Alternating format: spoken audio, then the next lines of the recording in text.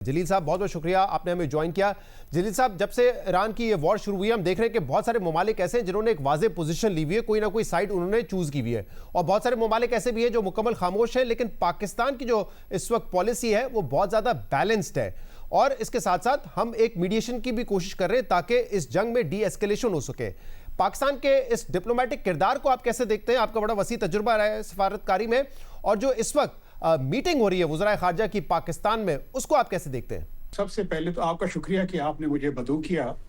और मैं ये कहूँगा कि ये इजलास बहुत ही अहमियत का हामिल है। और इस वक्त ये जो चार ममालिक यहाँ पे इकट्ठे हो रहे हैं, ऑब्वियसली वो एक लाया अमल तैयार करेंगे अपने जो नेक्स्ट स्टेप्स के लिए, और तमाम दुनिया की नज़रें इस वक्त इस्लामाबाद पे हैं। मैं असल में बात ये होती है कि किरदार इस किस्म का फैसिलिटेशन का रोल सिर्फ वही मुल्क या वो ममालिक अदा कर सकते हैं जिनके ऊपर तमाम पार्टीज का मुकम्मल एतमाद हो। इस वक्त जो सूरत हाल ये है कि ईरान का पाकिस्तान के ऊपर मुकम्मल एतमाद है, अमेरिका का पाकिस्तान के ऊपर मुकम्मल एतमाद है, और जो जीसीसी के ममालिक हैं, अरब ममालिक, सऊदी अरेबिया हो गया, यूएई हो गया, कतर हो गया या ओमान हो गए, इन तमाम का पाकिस्तान के ऊपर भरपूर एतमाद है कि पाकिस्तान जिस किस्म की कोशिशें करेगा उसके कुछ अच्छे जो होंगे रिजल्ट्स मुरतब होंगे। आपको याद होगा कि पिछले साल जब जून में ईरान के ऊपर अटैक हुआ अमेरिका और इजराइल की जानिब से, तो उस वक्त भी पाकिस्तान ने एक बहुत ही एक्टिव और पॉजिटिव रोल अदा किया, और उसके बाद प्रेसिडेंट मसूद पेज़ेश्कियान जो है ईरान के सदर, वो पाकिस्तान तशरीफ़ लाए, और उन्होंने ख़ास तौर पे पाकिस्तान का बहुत ही शुक्रिया अदा किया जिस किस्म का रोल अदा किया गया। इसी तरीके से अमेरिका ने भी पाकिस्तान के जो किरदार की बहुत तारीफ़ की कि पाकिस्तान ने एक बहुत ही मस्बत रोल प्ले किया एक डिफ्यूज़ करने की सिचुएशन में। तो मैं समझता हूँ कि इस वक्त भी जो तमाम नज़रें हैं वो इसी इजलास के ऊपर लगी हुई हैं, और एक उम्मीद बंधी है कि इस इजलास के अंदर जितने चार ममालिक हैं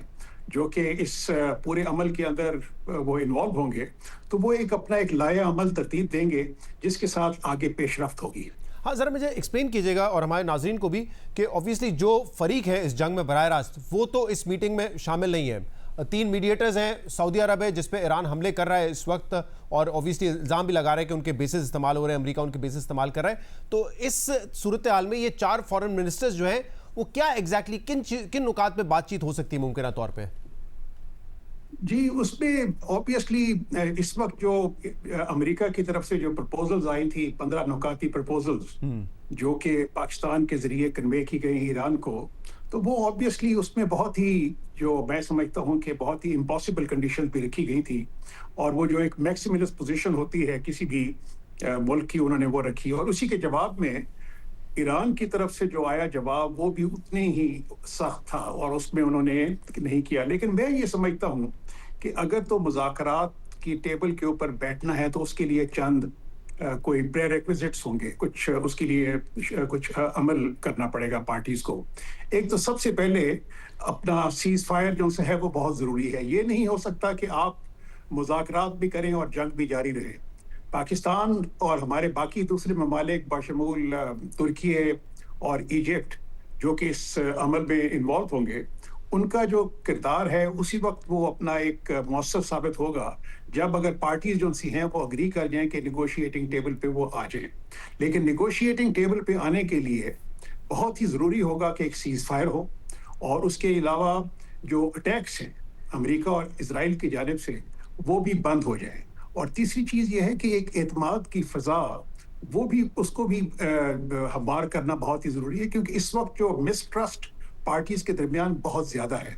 मिसट्रस्ट की आपको मालूम है कि बेशुमार वजूहात हैं कि पिछले साल जब जून में जंग हुई तो उस वक्त भी निगोशिएशंस चल रही थी जिनीवा के अंदर, और अभी पार्टीज़ की निगोशिएशन चल रही थी अमेरिका और ईरान की कि ईरान के ऊपर अटैक हो गया, और उनके काफ़ी सारे सरकर्दा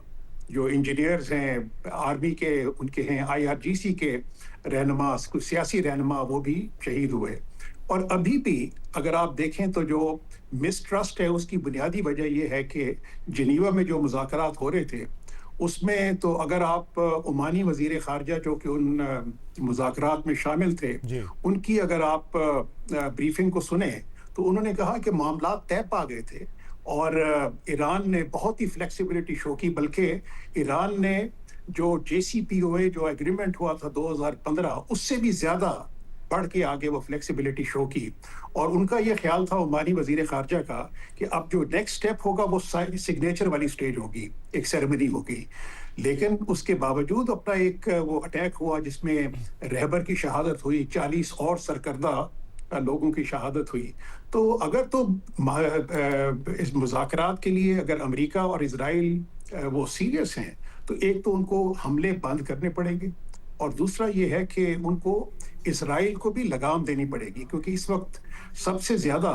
جو اگر ریسٹرین کرنے کے لیے کس ضرورت ہے تو وہ اسرائیل کی ہے، کیونکہ اسرائیل کے مقاصد وہ بالکل ہی ڈیفرنٹ تھے، امریکہ کے مقاصد بالکل ڈیفرنٹ تھے. اور میرے خیال میں انہوں نے مس جج بھی کیا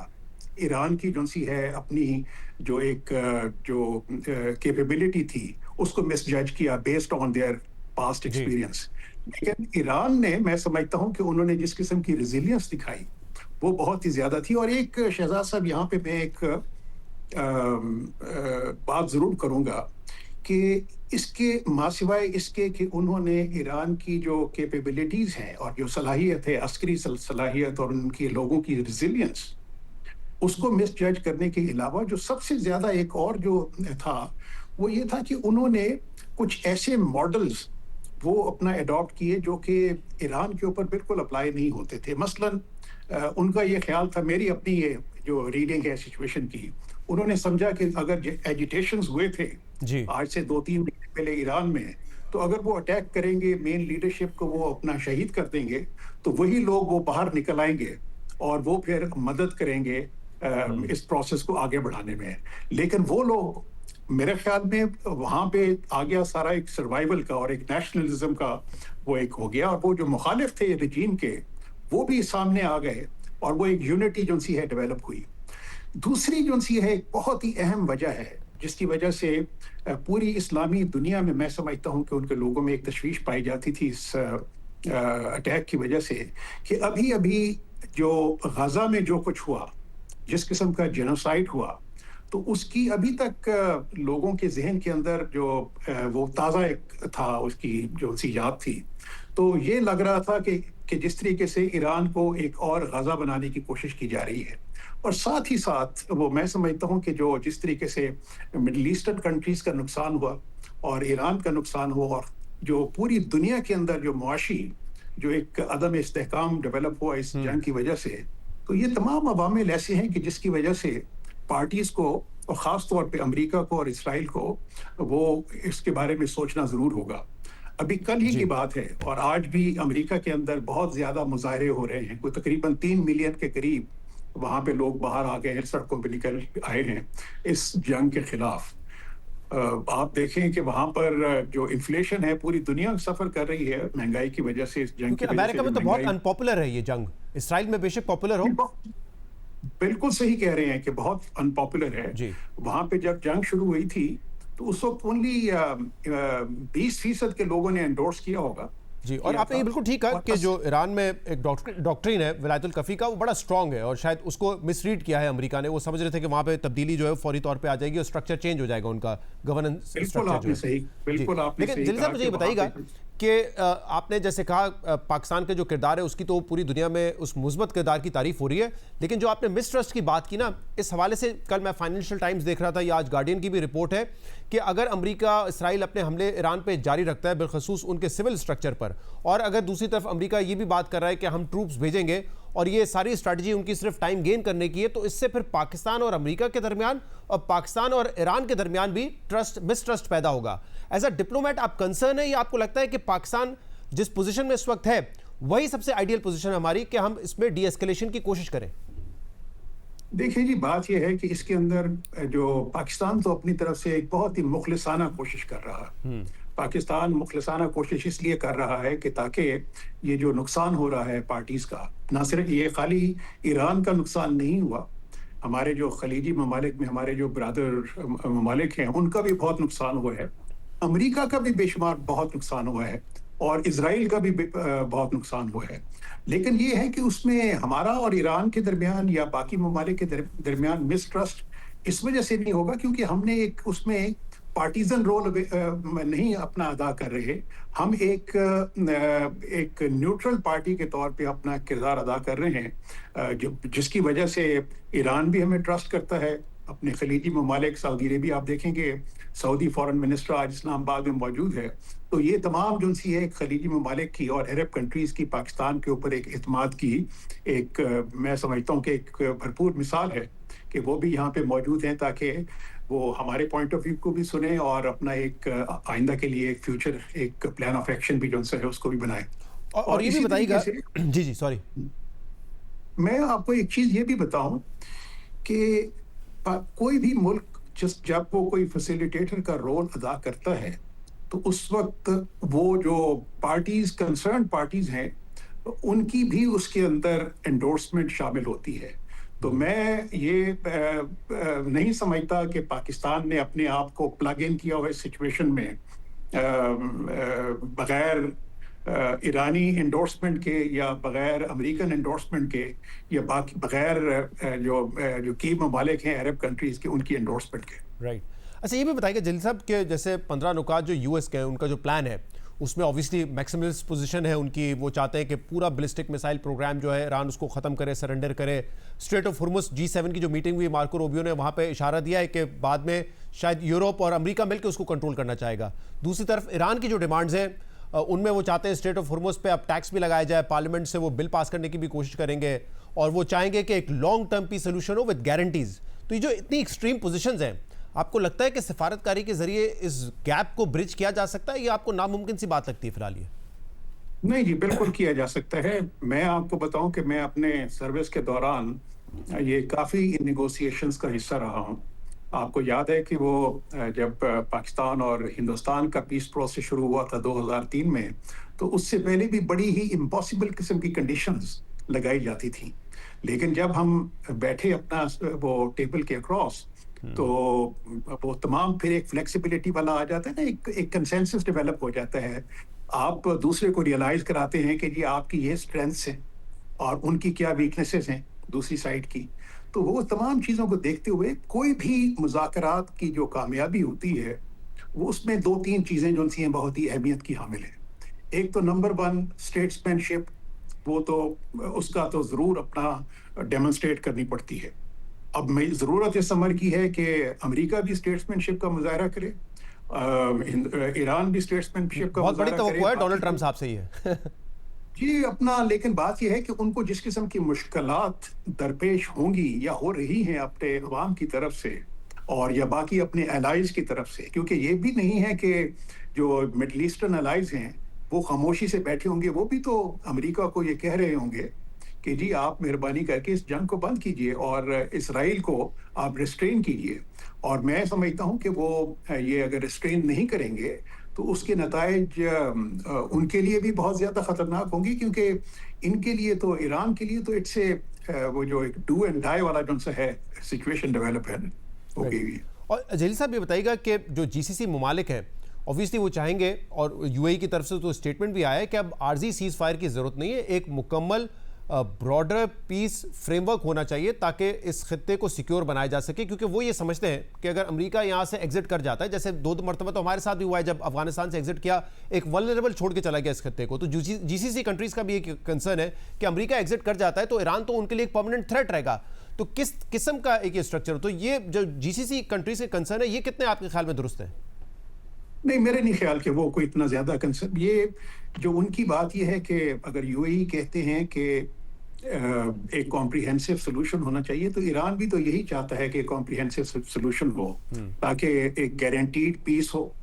اور ایک گارنٹیز ہو کہ آئندہ اٹیکس نہیں ہوں گے. اور پھر یہ ہے کہ جب اس قسم کی صورتحال ڈیولپ ہوگی تو پھر تمام پارٹیز کو وہ اپنا ایک فلیکسیبلٹی اور گیو اینڈ ٹیک کا مظاہرہ کرنا پڑے گا. ایران کا میں نے جس طرح سے آپ کو بتایا کہ ابھی ریسنٹلی ہی پچھلے ماہ ہی جنیوا میں جو مذاکرات ہوئے تو اس میں تو عمان نے کنفرم کیا تھا کہ وہ ایران نے بہت فلیکسیبلٹی شو کی تھی. تو اگر اس قسم کی فلیکسیبلٹی اگر دوبارہ کرنے کو تیار ہو جائیں, پرووائڈیڈ امریکہ اور اسرائیل جنگ بند کرنے کو تیار ہوں اور آئندہ کے لیے گارنٹی کریں کہ وہ اس طریقے سے دوبارہ اٹیک نہیں کریں گے، تو میرا خیال ہے امن قائم ہو سکتا ہے۔ دوسرا، جہاں تک تو خلیجی ممالک کا تعلق ہے، تو غالباً میرا نہیں خیال کہ جس قسم کے تعلقات ہیں، جس قسم کی انویسٹمنٹس ہیں خلیجی ممالک کی امریکہ کے اندر بھی، یورپ کے اندر بھی، یا جس قسم کی انویسٹمنٹس امریکہ کی ہے اس خطے کے اندر یا باقی یورپین کنٹریز کی ہیں، تو وہ یہاں کو اس خطے کو ویسے ہی چھوڑ کے چلے جائے، وہ میرے خیال میں وہ تو نہیں ہوگا۔ صحیح ہے۔ تو جلیل صاحب، لیکن بہت سے لوگوں کی یہ رائے ہے کہ یہ شاید ڈی ایسکیلیشن ہو بھی جائے تب بھی یہ خطہ جو ہے آئندہ آنے والے سالوں میں بڑا ولنریبل رہے گا۔ ایک تو اوبویسلی جو خلیجی ممالک ہیں ان کی سیکیورٹی یو ایس کی تھی، لیکن ہم نے دیکھا کہ ان میں بھی اتنے بڑے بڑے حملے ہوئے ہیں وہاں پر۔ اور دوسرا پھر یہ بھی کہا جاتا ہے کہ جو اسرائیل کے ایمبیشنز ہیں وہ تو ڈریون ہیں بائی ریلیجس ایڈیالوجیز، تو وہ تو گریٹر اسرائیل کی بھی بات ہوتی ہے، وہاں پر طرح طرح کے مفروضوں پہ بات ہوتی ہے۔ تو آپ کو لگتا ہے کہ یہ ایک خطہ جو ہے یہ ولنریبل رہے گا آنے والے وقت میں، خاص طور پہ اسرائیلی ایمبیشنز کو دیکھ کر؟ اعزاز صاحب، میں آپ کو وثوق سے کہہ سکتا ہوں کہ جو اسرائیل کا پروجیکٹ ہے، گریٹر اسرائیل کا، وہ تو بری طریقے سے ناکام ہوگا۔ میرا نہیں خیال کہ وہ ابراہم اکارڈ جو کہ سائن کیا تھا بہت ہی فین فیئر کے ساتھ، تو وہ بھی آگے کوئی اتنا زیادہ کامیابی کی طرف آگے جاتا ہوا نظر نہیں آتا۔ اور تیسری بات یہ ہے کہ ایک بہت ہی زیادہ سسپیشن ڈیولپ ہو گئی ہے تمام اسلامی ممالک میں، جو اسرائیل نے رول پلے کیا غزہ میں بھی، ویسٹ بینک میں بھی، اور جس قسم کا وہ رول پلے کر رہا تھا ایران میں بھی، تو اس سے تو میں سمجھتا ہوں کہ بہت ہی مشکل ہے ان کے لیے کہ اس کو آگے وہ لے کے جا سکیں۔ اور دوسری رہی بات امریکہ کی، تو امریکہ کے وہ جس قسم کی یہ یہاں پہ ریزسٹنس کا سامنا کرنا پڑا ہے ایران میں، تو ان کے لیے بھی ایک لیسن ہوگا کہ اس طریقے سے چیزیں آگے نہیں بڑھائی جا سکتی، اور اگر کوئی چیزیں کرنی ہے، آگے بڑھانی ہے، تو اس کے لیے ایک امن و امان کی فضا قائم کرنی پڑے گی۔ ایک چیز جو میں آپ نے بڑا اچھا سوال کیا وہ یہ تھا کہ جی خلیجی ممالک وہ انسیکیور فیل کریں گے۔ میرا اپنا خیال میں ہے کہ خلیجی ممالک میں اس وقت یہ خیال ضرور ابھر رہا ہوگا کہ امریکن بیسز ان کی کسی بھی قسم کی حفاظت نہیں کر سکے، اور ان کی بیسز کے ہونے کے باوجود وہاں پہ اٹیکس ہوئے، اور وہ اٹیک جو سے ہیں کافی اس کا نقصان بھی ہوا ان امریکی بیسز کے اوپر۔ لیکن اس کے باوجود جو ایک ضرورت رہے گی، ایک تو اکنامک انٹرسٹس ہیں خلیجی ممالک کے، امریکہ کے اندر، یورپ کے اندر، اسی طریقے سے امریکہ کے اکنامک انٹرسٹ ہیں، اور دوسرا ان کے اپنے سیکیورٹی انٹرسٹ بھی ہوں گے۔ تو آنے والے دور پہ جو میں دیکھوں گا وہ یہ ہے کہ وہ زیادہ خلیجی ممالک جو اپنی جو انویسٹمنٹ کریں گے، وہ اپنی جو ڈیفنسز کو فورٹیفائی کرنے کے لیے اپنے ہی وسائل کو وہ زیادہ بڑھانے کے لیے وہ استعمال کریں گے۔ تو وہ اپنا ایک اس قسم کی جو سچویشن ہے وہ میں اس کو دیکھ رہا ہوں۔ رائٹ، بہت بہت شکریہ جلیل عباس جیلانی صاحب ہمارے ساتھ تھے، اس پوری صورتحال پر اپنا تجزیہ پیش کر رہے تھے۔